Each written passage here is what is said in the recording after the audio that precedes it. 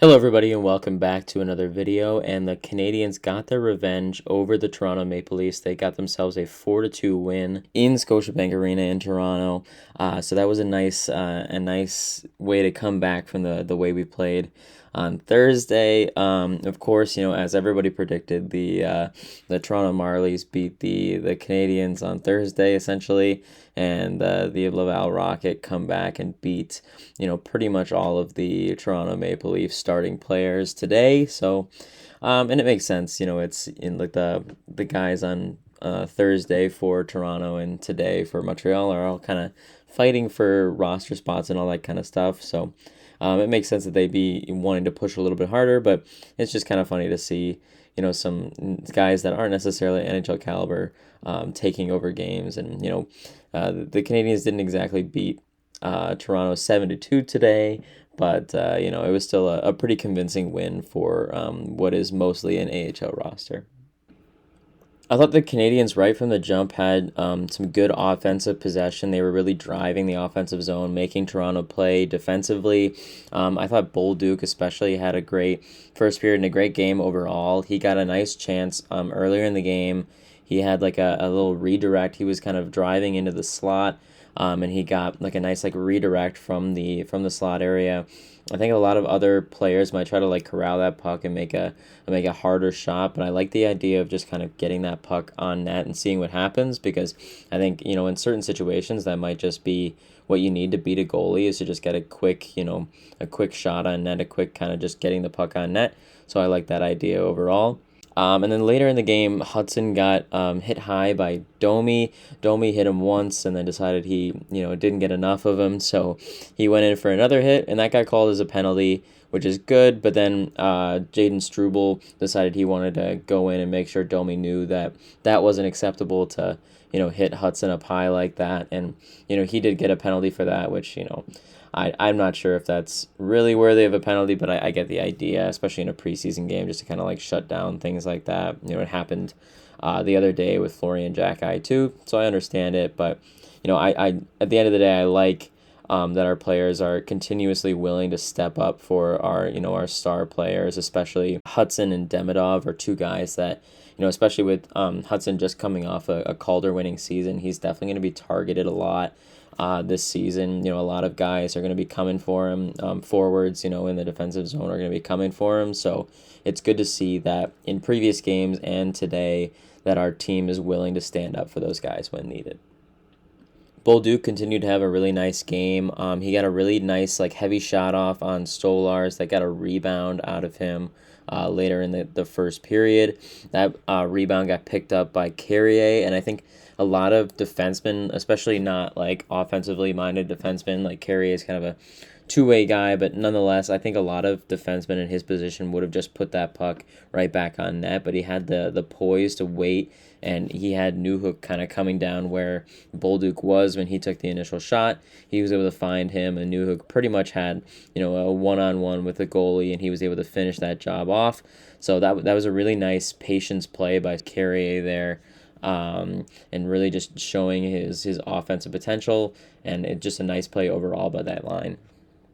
And then towards the end of the first period, Dauphin kind of had a nice like drive to the net, and then afterwards he definitely got pushed in to Stolars. They called him for goaltender interference, which I mean again, like it's preseason, you're trying to protect guys. That I get all that, but I think he definitely got pushed in. He just like his hand happened to be in a position where it was going to make contact with Stolars's head there after he got pushed in. So it is what it is, but generally speaking, other than that, I really like him driving to the net. He got a good offensive chance going there, and then, we were able to kill off that penalty pretty well, so no harm, no foul there.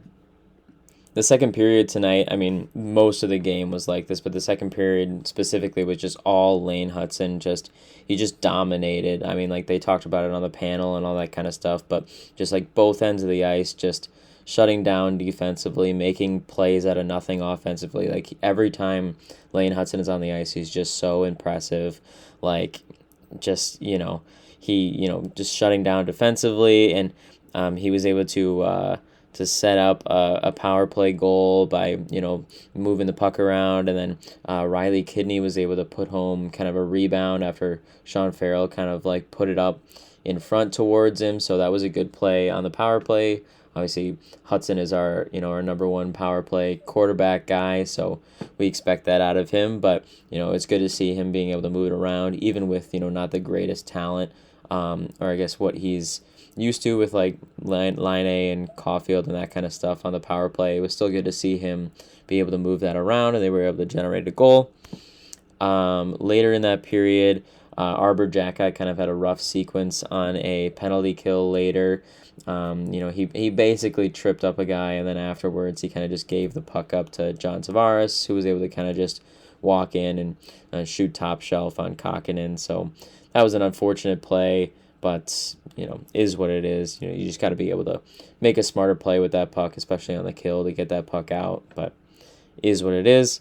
And then Hutson, right back at it. He was on the power play again.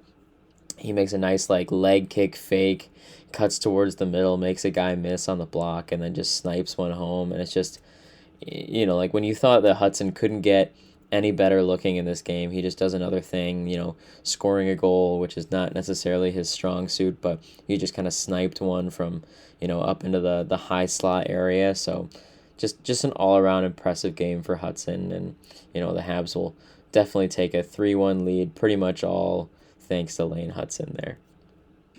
And then more of the same going into the third period. Lane Hutson again, making a nice pass to Owen Beck. Owen Beck made a nice kind of like spin around move into the front of the net. Almost was able to finish on the forehand after kind of, spinning around the goalie to get to his forehand, but wasn't quite able to get the shot off.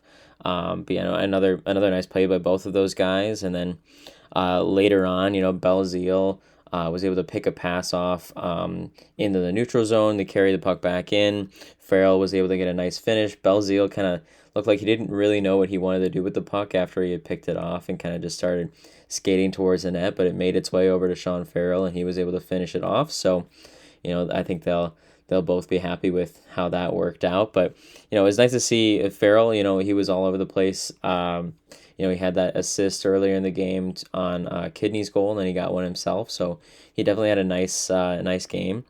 And then throughout the rest of the game, I thought just solid efforts from a lot of guys. One guy who really stood out to me throughout the entire game was Engstrom, the defenseman. I thought he didn't really do anything super extraordinary offensively or anything like that, but I just thought every time he was on the ice, he was just a super solid player. He was making solid plays. He just kept popping back up to make good clears out of the defensive zone, and making some offensive plays, getting some shots on net, that kind of stuff. And for somebody who I feel like hasn't really been talked about too much in terms of Habs defensive prospects, I thought he had a really solid game, and I've liked what I've seen from him pretty much the entirety of this preseason training camp stuff. So I thought he was really impressive. We got to see Joe Veleno again, and I think he picked up where he left off from his last game. He looked pretty impressive today as well, just kind of moving around and stuff. And I think after watching him play 2 games, I think it's gonna be really interesting to see what that final roster spot looks like. I know we've talked about this for the past couple games now, but I think especially with Kapanen being, in my opinion, pretty much invisible tonight. I think he had a shot midway through the game that went off the post, but other than that, I think definitely did not show up tonight as well as Owen Beck did. So, but even then, I think Veleno just shows more maturity to his game. He's a little bit quicker. He's making more quick decisions, that kind of stuff. So it'll be interesting to see what happens if maybe Veleno and Owen Becker, Kapanen are gonna make the final roster, or what's gonna happen there. But I think Veleno's gonna be a tough guy to beat in terms of making the final roster. Another guy I thought that was really solid tonight was Bolduc. I thought I'll get to my 3 stars of the game here. Obviously, Hutson number one, but I think Bolduc right there with him. He was all over the place. He was getting nice shots for, offensive plays and, being physical. I thought he was pretty impressive. It'll be interesting to see where he ends up line wise. I know some people have been suggesting he play with Demidov, and especially considering the way that line A played offensively with Demidov the last time they were together on Thursday.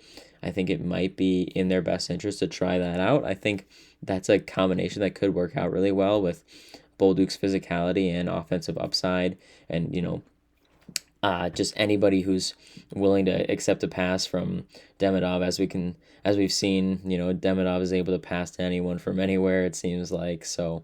It seems like that could be a good option. So it'll be interesting to see what Martin St. Louis and the coaching staff does with that. And then I mentioned it before, but I think Engstrom is going to get my third star today. I think he was just like silently really impressive. He had an interference minor, but it was one of those plays. It's like that happens, 1,000 times, like every regular season. Just like every single time a forward dumps the puck or wherever, the defenseman is always, getting contact after that, and they never call it. So I wasn't too upset about that. I feel like that's just something that every, NHL defenseman does, and just, inconsistency in calls. But I thought other than that, he was very solid both offensively and defensively. I was really impressed with his game overall.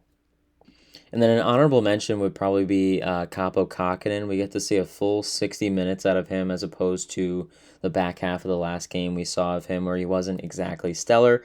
But I thought he played pretty solid. He made some good saves, 2 goals against, but I think both of those weren't necessarily his fault, just kind of, defensive faults and that kind of stuff. And, they're playing a solid Leafs offense today. So it makes sense. I think he was pretty solid. I think it'll still be interesting to see if he's able to beat out Dobesh and Fowler for that backup spot. I still think I would like to see more from Dobesh. We've only seen, I think, half of a game from him. He played solid in that half of a game, but hopefully they'll be starting him in the next game, the next preseason game, so we'll get to see a little bit more from him. Obviously, we've seen what we've seen from Fowler. He had a really, really solid game when he came in for the back half of that Pittsburgh game.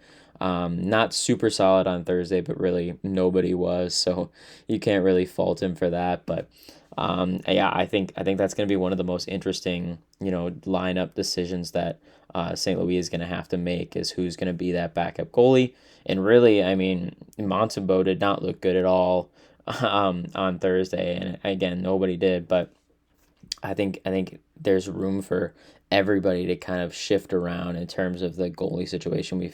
Which is not a bad problem to have at all. We have 4 pretty solid goalies, so it'll be interesting to see what they decide there.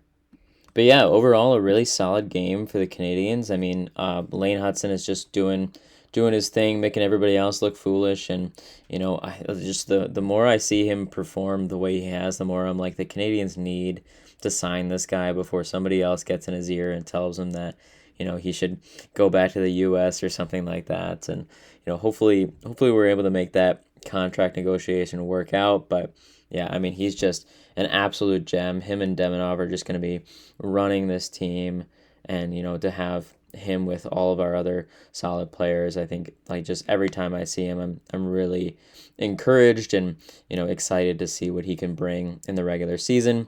And I think the rest of our guys, both like NHL players and not NHL players, I thought had a pretty solid game today. So it's always good to see some of those guys who don't perform at the NHL level or play at the NHL level have a solid game. So yeah, just a solid game all around. We got our revenge on the Leafs, and we'll have to go for round 3 on the October 7th for the day 1 of the regular season.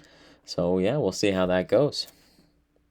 Before the end of the video, I wanted to talk a bit about the injuries that we had on Thursday. It was announced, I think, Friday that Reinbacher will be out for 4 weeks with a broken metacarpal, which is not that bad.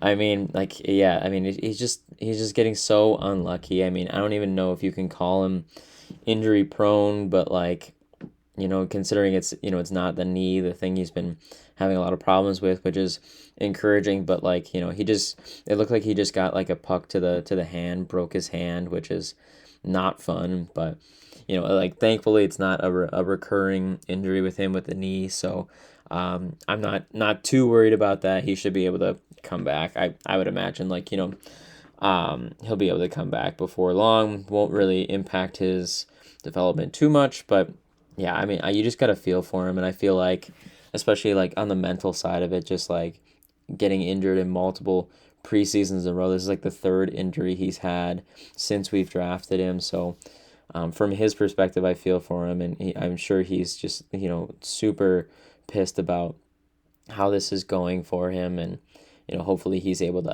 have the bounce back and have a nice start to the season with Laval.